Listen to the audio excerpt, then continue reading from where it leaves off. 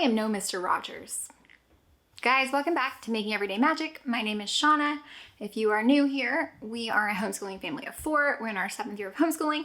We have an 11-year-old and a 7-year-old. Today, I wanted to come on and kind of start a discussion with you about how, as parents and homeschoolers, we are tackling big, scary subjects, big, scary, sensitive subjects. Guys, before we go any further, please scroll down, hit the big red subscribe button, turn on the bell for notifications, and give this video a thumbs up. As always, you can find us down in the comments or over on Instagram at Making Everyday Magic. So let me start with, I am not gonna say it every time, and there's gonna be people who there's always people who get really mad at things I have to say because they don't agree.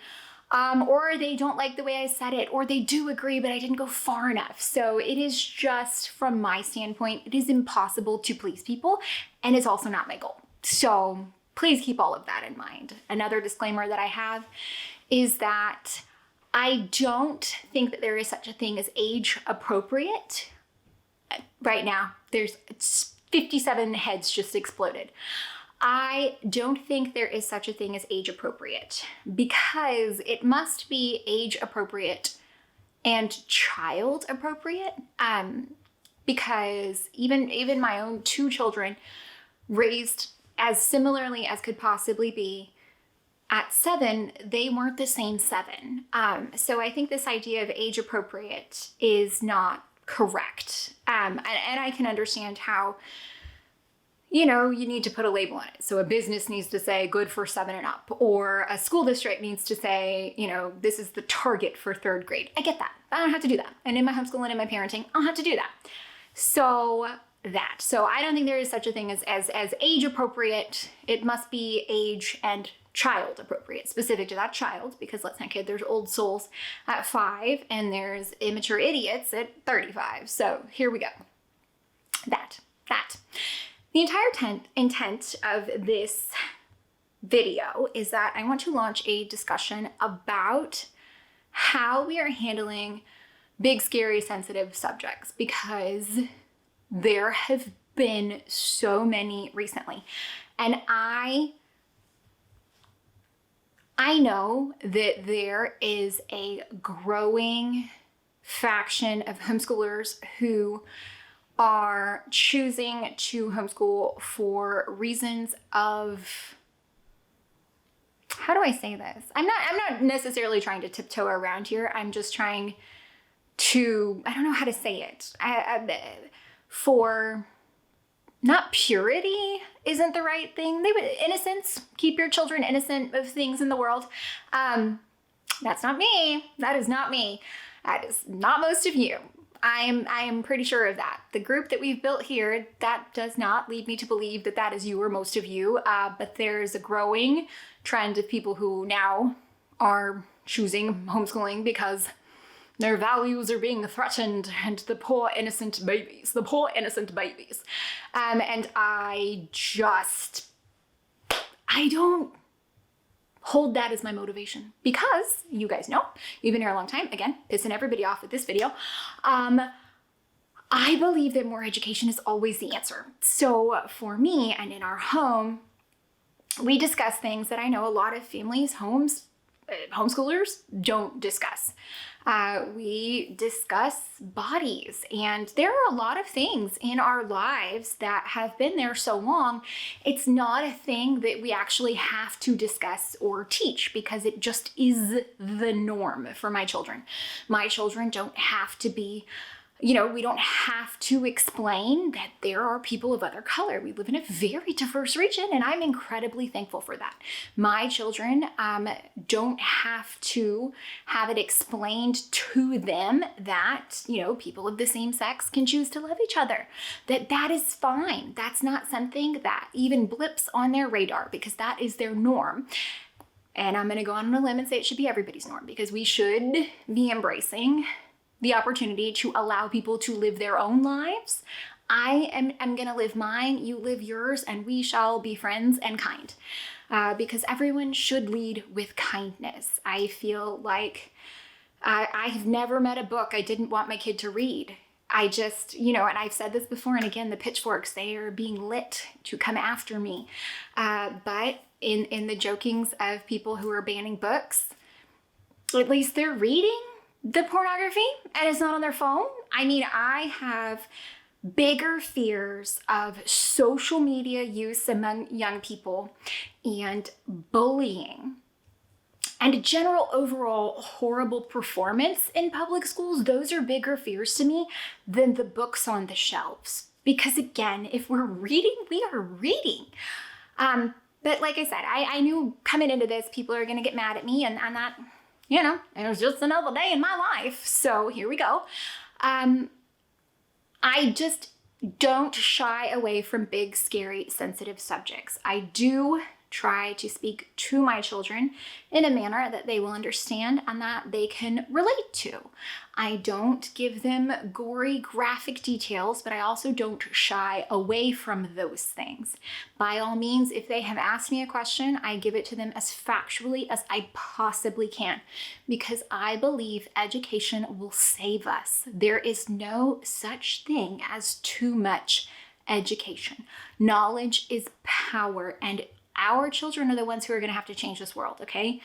It is already not us anymore, okay? It's been moved on to them. And so the lessons that we teach them in their youth are the things they are going to carry with them. And I, especially with girls, I want them to have the knowledge, the power, the education to make the decisions that they feel will be the right decisions for this planet and this country. So that is what my goal is. And there have been a lot of big, scary, sensitive subjects lately. There have been the Hamas attacks in Israel. There is an upcoming election. There's a lot of political rhetoric that I am trying to help my children sort through what they have heard.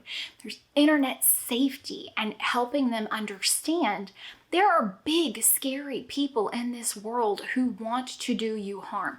I don't want them thinking that, there's nobody who has nefarious purposes, especially as girls. I want them to know that there are people who have nefarious purposes. And I also frequently, all the time, here and in my personal life, remind everyone that they are most likely to be victimized by people they know. So I am a huge fan of teaching strange behavior over stranger danger. I don't have a crippling fear that my children will be snatched from their beds in the middle of the night. It's possible, absolutely. However, they're more likely to be victimized by someone that they know in their everyday lives, who is a regular occurrence, who gets FaceTime with me and dad. So I don't shy away from big, scary, sensitive subjects. My goal as a parent is not to shelter my children from the world. It is to make my children ready for the world they're going into, okay? My job is not to seclude them into a dark, scary hole and keep them locked under the stairs like Harry Potter. That is not my job. My job is to give them the tools they need to go into the world. And that is always in my book going to be education. And it is always going to be awareness. I want them aware of what's happening around them. I want them to know if somebody is behaving strangely. Okay, these are the things that are important to me. In our personal lives, we recently lost one of our guineas, little Elsa, and that was hard to watch. However, we didn't pretend like it didn't happen. We didn't shy away from the fact that it was happening. I have a 7 and an 11-year-old, and I would argue they are both very emotionally mature. They saw what was happening with their poor guinea. They lived through it, and they understood, as I have communicated to them in many times with having, my grandparents or their great-grandparents were getting into situations where it is important to understand that sometimes passing can be a blessing. And in this situation, it was hard, and it was hard. Our hearts are still, very hurt from this. However, we had lots of good and productive family discussions. They were able to see how death could be a release in this instance. And I do believe that they're better, stronger for it. And if you were wondering, we got these guinea pigs, I want to say 2018, and they were adopted. So we have no idea of how old they were because they were surrendered. Elsa had a little bit of health problems before we got her. Elsa and Anna. A little bit of health problems before we got her. And we have loved them and cared for them ever since. These are the only pets we have ever had as our family. And so this was a big heart, big blow. However, I don't shield my children from big, scary, sensitive subjects. I have also always taken my children to funerals. And there's actually twofold reasons for that. One, it is important for my children to see that this is a part of life and that this is a responsibility in a family. And as someone who cares and loves and shares the planet with other humans, it is an important step to honor those who have passed. And two, I think it's very, very important for the people who are going through the grief and going through the weight of grief to see children and to be reminded that it does go on, that we do go on, that life goes on, because it can be hard when you're sitting in that minute to feel that. Now, I think that's probably everything big that I wanted to say around that, but I'm so interested right now with this shift in the narrative of homeschool, for lack of a better description. Right now, it's the Christian nationalist movement. The Christian nationalist movement, not the Christian movement, that is not the same. These are not the same. The Christian nationalist movement, where, I've had this discussion over on Instagram, where all of a sudden there are people who 100% were against your decision to homeschool who are now like, oh, I'm so glad you did that. It almost gives me a little ew. It gives me an ick to be like, ew, why you care though? And it's for reasons that not my reasons to homeschool. I just know I can't be alone.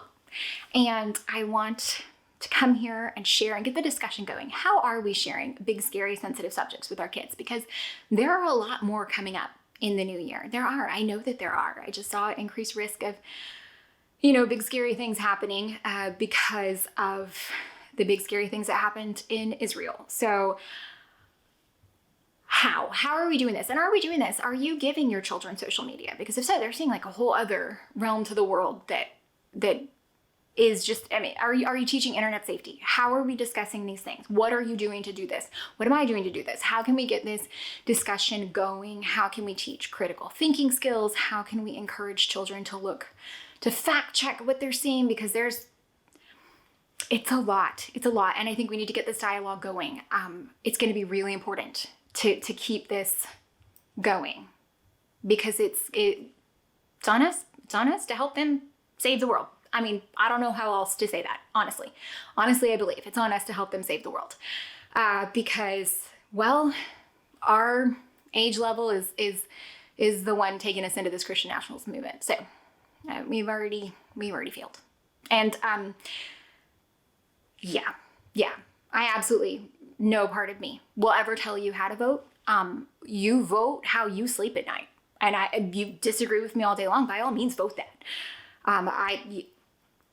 Vote. Okay, vote. Do whatever it takes to get to the place you need to be to vote. We are at a very interesting turning point in the history of our nation, in the history of our planet, because it's global anymore. Okay, so it's no longer is it one nation. These are global situations. And we're at a point where, and I'm sure every generation says they could not even be more critical to cast your vote ever, right? Could never have been more important, which is not true. But it is important, again, still always, to vote. Please vote. Don't agree with me, don't agree with me, by all means. That's great. Vote. Okay, vote. I won't tell you how to do it. I can only tell you I will do what my conscience will allow. And you should do the exact same. You should do the exact same. Don't let people, just like homeschool, don't let people tell you how to do it. You have to know when to do it. That's kind of a thing. But vote. Okay? Okay, so let me know. How are you tackling big, scary, sensitive subjects? Do you agree with me? Age appropriate and child appropriate. Do you think that books are a downfall? Yeah, I saw, if I find it, I might insert it. But it was a fantastic, I did share it on Instagram, but it was a fantastic graphic that just said, never have the book banners been the good guys. Just throwing it out there. All right, guys. And interestingly enough, don't pretend to know my politics, because I bet you don't. Crazy, right? I know. I also feel like, and we've gone way off the ranch here, so I'm already got people. I already got hate coming. I'm gonna get all the downvotes, and the mean comments. What do I mean comments? Again, don't go far enough and go too far. It's amazing the skills I have, but I don't feel like my political beliefs have changed in the last 25 years. Hardly at all, and yet I feel like the parties have changed so much that it's like when the poles flip. It's the weirdest. It's like Twilight Zone. It's the weirdest thing. Anyways, yes, please, by all means, if you found this helpful, entertaining, or informative, or you just hate me now, scroll down, hit the big red subscribe button, leave a thumbs up or a thumbs down, because I know they're coming. Head over to Instagram and at Making Everyday Magic. Leave some more hate comments over there. Yeah. Basically, this video is going up the day after Christmas, so it'll be fun to see how kind people still are.